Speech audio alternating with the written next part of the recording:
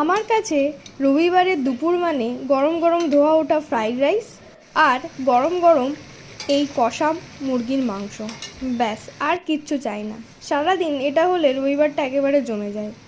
তোমরা আমার মতো কে কে খেতে ভালোবাসো এবং তোমরা এই কম্বোটা পছন্দ করো কি না অবশ্যই কমেন্টে লিখে জানিও, বা তোমরা রবিবার দিন কী কী খাও সেটা অবশ্যই জানিও। আর এই ভিডিওটা যদি ভালো লেগে থাকে তো অবশ্যই আমার চ্যানেলটিকে সাবস্ক্রাইব করে দিও। আলু আমার সাথে সামান্য পেয়ে দিবে, ঠিক আছে।